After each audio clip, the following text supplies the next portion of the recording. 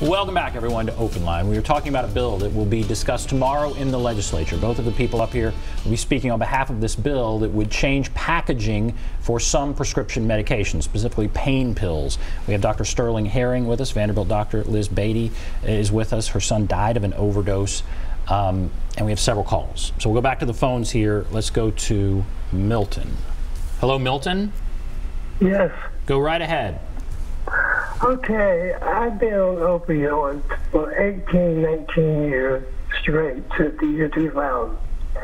And what has been to me about hearing about this day after day, month after month, year after year, you would say, well, you've been on that length of time, you're a drug addict. I'm most offended with that because it's just the way it is. The state of Tennessee sent me and thousands of other patients to pain clinics. I go to one here in Nashville. I have to go every month if I want my medication. I have to go through strenuous issues with them. I even have a pill count every month, and it must be exact. And they keep tracking everything and give us urine tests. But the people who have abused opioids, I could name some names, but I won't. You know, people. I'm talking about people who have steam, and they have had people to die recklessly because of the way it's taken them. The pain clinic had to send notice to the state to say, hey, you cannot put everybody, categorize everybody under that new law as of July of last year now. So what they do when they give us our prescription once a month is they put on an exempt. Therefore, we get all our medication, not just a portion of it. But once again, I don't appreciate being categorized as a drug addict because I've been on it since 2000. All right. Thank you, Milton. So here's somebody who's been on it since 2000. He feels as though he's categorized as a drug addict. Boy, he's been on it that long. So these callers, I'm fascinated by the calls we've received, and I appreciate those who have called in. What are you taking away from this? Clearly, and this is something that we were speaking about before, this is an issue that is touching a nerve. If you haven't personally, if your life hasn't personally been affected by the opioid epidemic, number one, it is likely to. And secondly, there's a good chance that you know someone who has been affected by this. These people that are calling in are not the exception, unfortunately. They are the rule. These are people who are addicted to medications that they were started on, many of whom I'm sure they were a legitimate thing, a legitimate prescription, some of whom may not have been. That last caller made a great point, and this, as with other issues, stigma is the primary barrier to success. And we need to stop using language like drug addicts and junkies and these sorts of things. These are individuals with a medical problem just like anyone else. And as we were mentioning during the break, there are options for him, there are options for people, the other callers. If you have a problem with opioids and you need help, please look up, we were Googling it during the break, Project Lifeline Tennessee. Google Project Lifeline Tennessee, follow the links through the Department of Substance Abuse and Mental Health, and and allow them to help you get help. The stigma, that's part of what you're talking about. I absolutely agree. I absolutely try to avoid using the term addict because once you label somebody, then you attach a moral judgment. Addiction is a disease. It is not a moral choice. Nobody woke up one morning and said, I'm going to grow up to be an addict. It takes time, and once they're in it, their brains have changed to where they don't understand that they are in an addictive brain. And so to the callers, I would very much advise you to look at Project Lifeline. I volunteer with the Department of Mental Health and Substance Abuse with a gentleman by the name of Dr. Monty Burks, who runs the faith-based initiatives. And what we are trying to do is to go into churches who are supposed to be the most welcoming places in our state, and we know at least 60% of people affiliate with some type of faith-based community, and make sure that they are opening their doors to be, first of all, welcoming and hospitable, not hostile, to people that have addiction issues. It's to help to house 12-step programs. It's to have resources available. I was telling the story this last Sunday morning going into Sunday school. I had a text from a mother that I met last summer who had lost her son to an accidental overdose. And now, a year later, she finds herself in the same predicament with her son-in-law. What do I do? And I was able to give her the number of the local Project Lifeline is across the state. We are divided in about 10 different regions, and there's a triage. It's almost a 911 type incident, and they are aware where the beds are, how to work the insurance, and if they don't have insurance, what to do about that. And by the end of Sunday afternoon, this young man is now in Knoxville in a facility getting help. And that's what we have to be. I was telling you, it's like the Underground Railroad. We have to get people out of this enslaved addiction and help them find recovery, which is freedom for them. And have people feel okay to ask for help. Absolutely. I think when you go to these churches, sometimes it's hard for people to admit there's a problem. But it's so commonplace now that we have to be able to talk about it. And the first person has to speak up. I have counseled people that I had no earthly idea what was going on behind the scenes.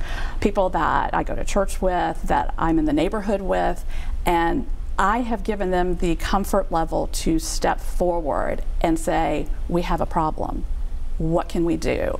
And I, first of all, hug and love on them and tell them it's going to be okay. It's not going to be easy, but you've taken the first step. Let's go to Cheryl. Hello, Cheryl. Are you there, Cheryl? Yes, hi. Thank you for your concern on this topic. First of all, it's hard to stay on point on this topic, but I would, if I was concerned about a teenager of mine or their friends getting into, say, I had some pain pills, only thing I would do is think of it as a break-in, a thief, and be creative and put it somewhere really where you know they wouldn't be able to access it. And then if you find out that somebody close to you is addicted to opioids, make sure that there are good insurance resources for the anti-opioid medicine that you use, because there are good ones and there are not so good ones. And the good ones are much better than the not so good ones, and that is an issue that needs to be addressed, so people don't suffer. And it really perturbs me about the drugs, because I really think that something stinks in Denmark, because I think that the border wall guards are being paid off to allow some of these drugs to go right through the checkpoints. I mean, think about that. Okay. And that's a big thing. And pharmacies, where do they get their opioids? Where do pharmacies get their opioids, you know? All right, well, thank you. I mean, a lot of these are prescription drugs. They're not like coming across the border. These are made and legally and put in pill bottles and prescribed by real doctors. So that's where some of the frustration also comes from. And it's gone on forever, and it doesn't seem to stop. You said, as a doctor, your workflow is changing. It's harder in some cases to prescribe these medications. Is that a universal sort of thing? Are we going to see fewer of these things prescribed going forward, or is the spigot still open? I believe we are, and it's going to take a variety of approaches. As I mentioned earlier, there's no silver bullet for this, but certainly making them a little bit harder to prescribe, or making us more informed when we prescribe them, is a piece of that puzzle. One of the things we do is check the CSMD, it's a state database of controlled substances, to say, okay, I'm prescribing this patient X medication. I can look in this database and see if they've already been prescribed the same medication or a similar medication by another provider in the state, and even crossing state lines. So that's one of the hoops that we jump through that is very helpful. And I can't tell you the number of patients that I've run into where we say, okay, let's do the math. You know, you've been prescribed this before. What do we need to? What do we actually need to be addressing? Do we need to be addressing this acute problem, or do we need to be looking at a larger problem? There are a lot of approaches that the state is taking, and I applaud them for that. There are a lot of approaches that FDA is taking that certainly should be applauded. This is a piece of the puzzle, and as I've used this analogy before, but when a boat is sinking, you need to bail it out. You need to bail for all you're worth, but at some point you have to stop and plug the hole. And what I believe this bill does is looks at the whole, where these new addictions are coming on the scene, where they're starting. We're not talking, like you mentioned, nobody wakes up and says, I'm going to go try heroin today. They start with someone else's pills. And this helps plug that hole and keeps the boat from sinking. Let's go to Teresa. Hello, Teresa. Uh-huh. Go right ahead. What's on your mind? Okay, to me, it's a difference between a need and a want. It's a difference between a need and a want. Now, when you need medication, it's a difference. When you just want it, then you abuse it. So it's just like a firearm. If you protecting yourself in your home, somebody come in, it's justified. But if you just take this gun and go out there and just start shooting people, it's not. Right. So you can't blame the pharmacy, you can't blame the doctor, you can't blame yourself because you chose to do that. It's a wrong and a right thing. You choose to go out there and get high. Now you need to find out how you're going to fix it. All right, well, let's talk about that. What do you think when you hear that?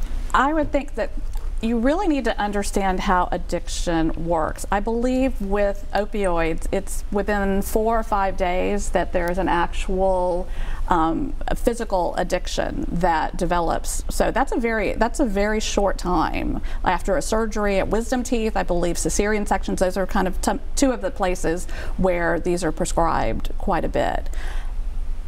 Addiction, like as I've said before, works in the brain counterintuitive to what logic is. If you are a sober, non-addicted person, you cannot possibly understand what is going on in the brain of somebody who does have an addiction. It's not a choice. There is a physical and psychological and physiological need for that.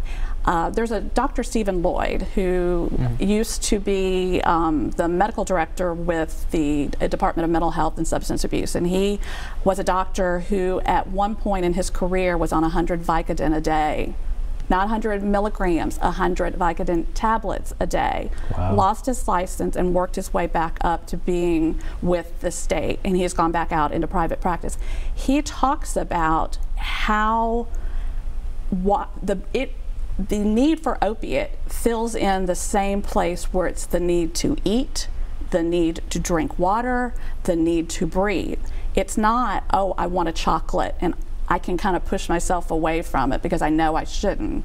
It's, I am going to die if I do not get a hold of that. And that is why you will see them commit crimes. You will see them like an animal with rabies, that whatever they have to do. That's at the other end of the spectrum. We're talking about the ones who right now have a little curiosity. You know, what's it? I've heard it tastes good, that it's going to make me feel good. They're the 10%, like my son was in DARE, who's learned all about the side effects and thought, wow, let's just see if they're right. And that's the risk taker, and that tends to be the profile of these type of children. Okay, let's go to William here. Hello, William. William, are you there? Yes. Go right ahead. What's on your mind? Well, I think this bottle is a good thing because I was made aware here a few years back, people will slip in and change your pills out, and you'll never know they've been stolen. So this locked bottle would be a good thing. I've been on opioids for 28 years now, and it's a whole lot to do with the clinic you go to. I'm going to the best clinic I've ever been to on Carlton Boulevard. And you don't see these people in there that just addicted people that's needing it. It's all you see anymore. And that has a whole lot to do with it. The bottle is a good idea. Anything that'll help is good. All right. Thank you, William. Good grief. So he's been taking them for 28 years. We had somebody else taking them for 18 years. He thinks the bottle is a good idea. How unusual is that somebody would be taking it for 18 years, 28 years? What about a situation like that? You know, it's unfortunately not unusual. You know, as Liz mentioned, however, that is far down the road, and I think these bottles are going to help in that situation, but they're not going to necessarily help him. They're going to help the people around him. He has a medication that at this point he has medical professionals helping him deal with, and that is appropriate. What is concerning is who else is in the home, who else is next door, who else is, friends with someone in the home who might see this as an opportunity. And that is what we're trying to address. All right, we're going to take a break. We'll come back, take some more calls. Take a break. We'll be back right after this.